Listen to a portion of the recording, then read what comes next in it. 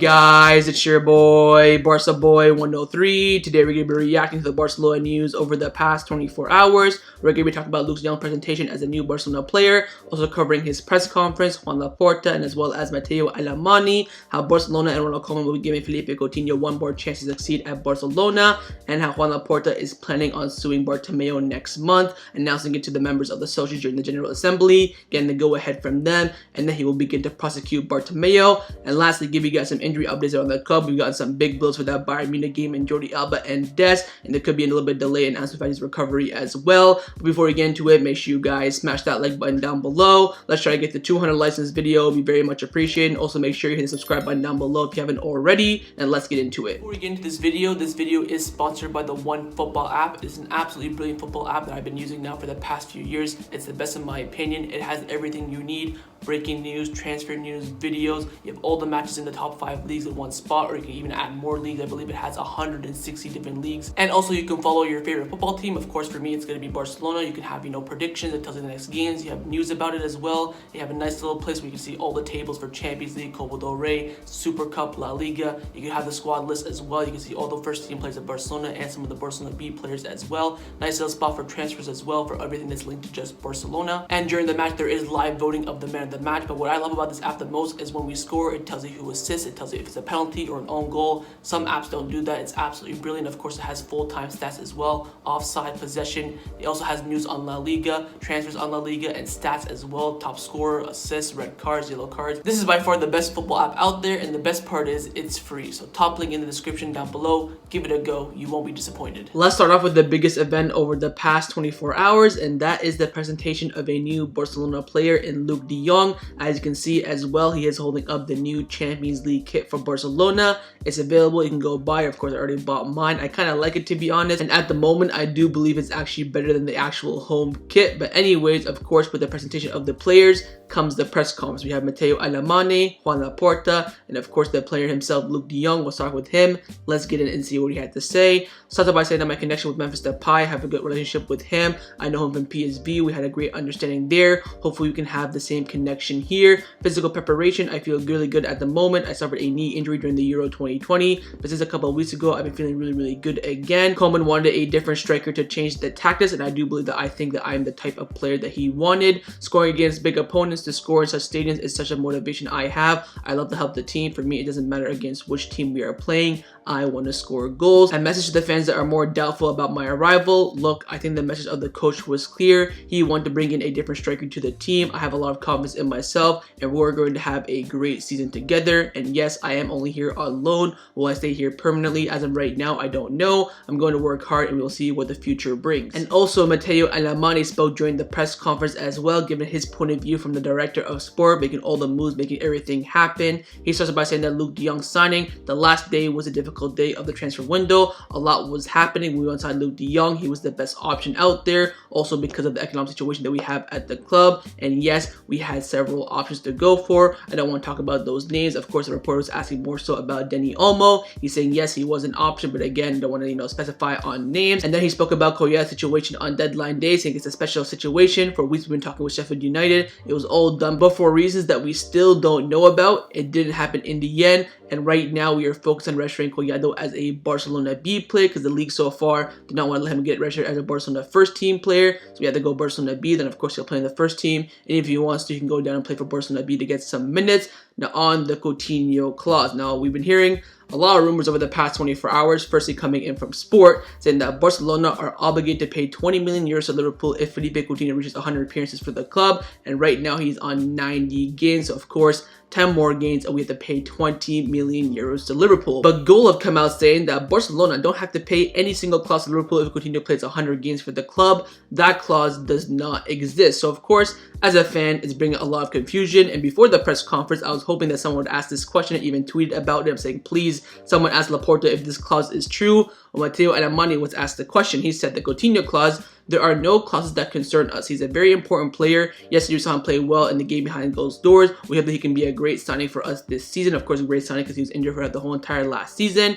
He pretty much said in summary, look, I cannot disclose the information of a player's contract. That's confidential, but there is no clause in his contract that we are concerned about. So He's not saying yes, he's not saying no, but there is no clause in his contract that concern the club. So in my opinion, 20 million euro clause would concern the club with our financial situation, of course, and he's saying that it's completely fine. There is no concern in his contract. So I'm going to go on the fact that that clause is false, but of course, it could be real. Maybe 20 million to us is right now nothing. Maybe we're doing very, very well financially. But again, he cannot disclose that information. Neither Joan Laporta. He said that right now, there are no clauses in his contract that concern us. Now, also on Coutinho, the reports coming out from having Miguel from AES saying that Ronald Koeman's intention was to give Philippe Coutinho some minutes against Sevilla, but that match has been postponed, and now he's expected to make his comeback against Bayern Munich, of course, his former team, and Koeman is willing to give the Brazilian one last chance. And of course, Mateu Alemany referred to him as a great signing for this season. This season, it's it for Coutinho. This is your last chance. Even if you get injured, for me, that's it. Coming to this season, you're going to be the star player now. No Antoine Griezmann, no Leo Messi. It's going to be you and Depay in that attack. You have to come in. You got to show us what you got right now. Of course, there's that excuse. You're going to come in as the Iniesta replacement. You're not really an Iniesta type player. Oh, similar to Messi. Oh, similar to Griezmann. Yada, yada. They're both gone now. It's just you and the club and the formation and the coach. You have to go full guns ho and show us why we paid 150 million euros for you. Just even saying that just gets me all choked up. For me, this is it for Coutinho, and those at the club are on that same stance as well. His contract does indeed expire in June 2023, so this season he doesn't do too well. We can sell him on this summer with 1 year left on his contract. Otherwise, we'll probably be forced to renew his contract. We'll wait and see though, but this season for Coutinho, no doubt, is make or break. And lastly, the president of the club, Joan Laporta, he did a press conference as well during Luuk de Jong's presentation. He started by saying that we've signed a striker that brings experience. We signed him at the last hour of the transfer window. Welcome Luuk de Jong. Luuk de Jong can give us a lot of goals, and of course, he was a specific request from the manager, Ronald Koeman, and message to the fans about the team coming up this season. This is a team that will try to win. Of course, it's not absolutely complete. It's not perfect, but of course, we have a great squad, and we are very, very satisfied. He was then asked about the situation of Sergio Aguero. As we all know, 1 year left on his contract, no wage reduction, nothing like that. The reporter asked him, what's up with Roberto right now? He replied by saying, it's done. It's just a signature. That's all that's needed. So I was sitting there thinking, that's a surprise, because we hear reports in the media saying that, oh, Roberto went to the camp, knew there was no agreement. He wants a 2-year extension. The club don't want to give him the money that he wants. He has other very good offers on the table. But Laporta in this press conference saying, look, it's just done. Just final agreements, sign it up, and we're done. So that's coming in from the president after that press conference as well. Sport came out saying that Barcelona and Sergio Aguero have reached a satisfied agreement over the extension of his contract until June 2024. The club managed to defer part of his salary and, of course, reduce it, and they will extend it for the next 2 years. So it looks like now Roberto's on the verge of signing a new contract at Barcelona, which of course is good because, of course, right now we kind of need him. There's no, available replacement for him in the team. He's a center mid and a right back right now. And of course, we want to keep his value. It's only a 2-year extension. It's not like, a brand new long-term 5 or 4-year contract, just in the short term right now. And of course, he has reduced his wages as well to help the club. So thank you so much, Sergio Roberto. With him being the captain, it's kind of an obligation to do so. But of course,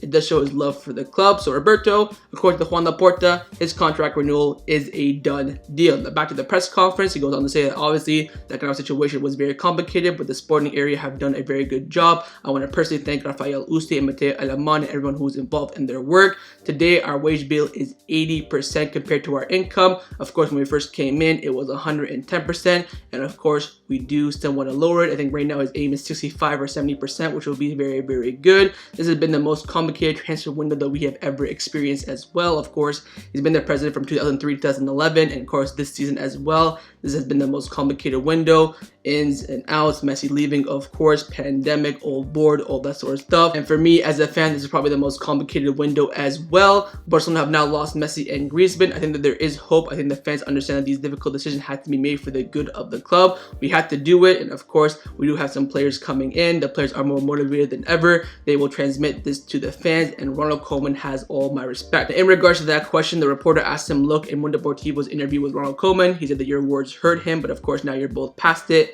Juan Laporta said, look, I came in, of course, he's not the manager that I wanted, and like, he didn't say that exactly, but, in summary for you guys, and he said that, look, I have backed him. He has my full respect. Look, I've signed this player that he asked for. I got him here because I show him respect and I trust him a lot. So he's saying that, look, I backed him and that's up to him to perform on the pitch and get Barcelona back by winning trophies. Then he was asked the final question of the renewal of Ousmane Dembele. A very, very good question today by the media, by the way. He said that meetings are scheduled with his agent over this next month. The relationship with Ousmane Dembele is very good. He told me that he's very eager to get back and play, and I'm hopeful that Dembele will come back with great quality, no injuries, and we are happy with him. And also, he said that Ousmane Dembele asked for the number 7 shirt and he wants to wear it with Barcelona for many more years. Ousmane Dembele was the one that asked the club to get the number 7 shirt after Antoine Griezmann left. The club gave it to him because they want him to stay. So watch out for this. I think this will happen over the next few months. Hopefully by the end of October, before he comes back from his injury, he'll have a contract renewal. If not, we don't know if he'll play, because remember Ronald Koeman's interview yesterday, he said, look,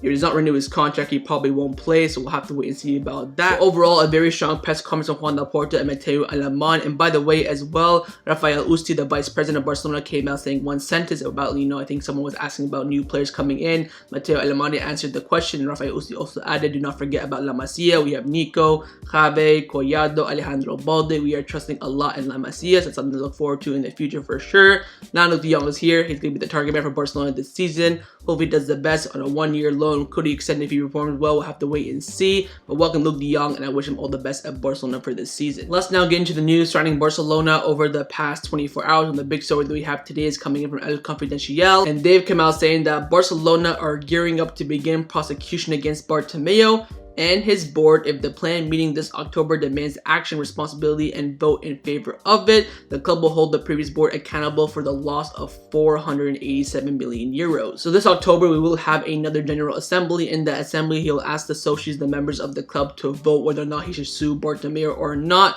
As we all know, they're all gonna vote yes. So Bartomeu right now is in deep trouble. He's gonna be sued by the club. And of course, he has right now the Barcelona gate going on when he went to jail a few months ago for only, a day or so. Right now, he is out and about in Barcelona. So Bartomeu right now is under some deep waters. Of course, I wanted to play every single penny of that 487 million euros. That's his fault. We lost Messi this summer. We lost Antoine Griezmann. The squad right now is not that great. We just signed Luuk de Jong as well because of him. He needs to be held accountable for his actions. Joan Laporta wants to make that possible. Remember, in the first General Assembly as well, he said that, look, we'll deal with him later on, and now later on has arrived. Next month in the General Assembly, he will ask the associates, the members of the club, whether or not to prosecute Bartomeu. If they vote in favor for it, he will go ahead and do it. So again, next month, watch out for that General Assembly. We could be going for Bartomeu, and he'll have to pay us 487 million euros if, of course, we win the case. Now, just to end off this video, I want to give you guys some injury updates around Barcelona's first team, and to be honest, we've got some big blows. Firstly, our starting right back, Sergio Dest, has suffered an injury against Canada, and the club released a statement saying that tests carried out showing that Sergio Dest has sprained his right ankle.